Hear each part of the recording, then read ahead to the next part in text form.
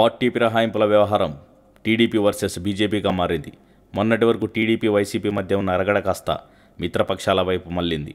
Party ఫిరాయింపులపై BJP పెద్దలకు పురంధేశ్వరి రాసిన లేఖ యుద్ధం తారాస్థాయికి చేరింది. వైసీపీ నుంచి టీడీపీలో చేరిన ఎమ్మెల్యేలకు సీఎం చంద్రబాబు మంత్రి పదవులు ఇవ్వడాన్ని బీజేపీ నేత పురంధేశ్వరి తీవ్రంగా తప్పుపట్టారు. చంద్రబాబు రాజ్యాంగానికి విరుద్ధంగా వ్యవహరిస్తున్నారని, ఫిరాయింపులను ప్రోత్సహిస్తున్నారని మండిపడుతూ ఆమె బీజేపీ అధిష్టానానికి లేఖ రాసిన సంగతి తెలిసిందే.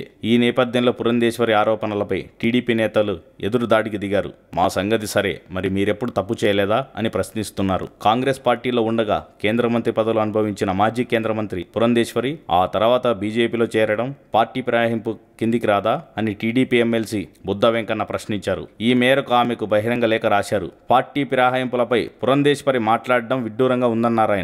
చంద్రబాబు అంటే ఆమెకు అసూయని, చంద్రబాబు సుపరిపాలన చూసి ఓర్పులేక పురంధేశ్వరి ఎలాంటి ఆరోపణలు చేస్తున్నారని బుద్ధా వెంకన్న మండిపడ్డారు. ఈ సందర్భంగా జగన్ అవినీతి, జగన్ సూట్ కేసు కంపెనీలపై ఏనాడైనా ప్రశ్నించారా అని పురంధేశ్వరిని నిలదీశారు ఆయన. కాంగ్రెస్ నుంచి బీజేపీలో చేరిన మీరు వచ్చే ఎన్నికల నాటికి జగన్ పార్టీ అయిన వైఎస్ఆర్సీపీలో చేరుతారని ప్రజలు అంటున్నారని, దానికి సమాధానం చెప్పాల్సిన బాధ్యత మీపై ఉందని బుద్ధా వెంకన్న అన్నారు. మరో టీడీపీ నేత, సమాచార శాఖ మంత్రి కాలువ శ్రీనివాసులు సైతం పురంధేశ్వరిపై నిప్పులు చెరిగారు. జగన్ ఆస్తులపై ఎప్పుడైనా ప్రశ్నించారా అని పురంధేశ్వరి ఆయన నిలదీశారు. అసలు ప్రభుత్వం చేసిన మంచి పనులు ఏనాడైనా ప్రశ్నించారా అని ధ్వజమెత్తారు. ఆనాడు లేవని నోరు ఇవాళ ఎందుకు లేస్తుందని మండిపడ్డారు. టీడీపీ సంఖ్యాబలం లేక వైసీపీ ఎమ్మెల్యేలను చేర్చుకోవడం లేదనే విషయాన్ని పురంధేశ్వరి గుర్తించాలని కాలువ శ్రీనివాసులు అన్నారు.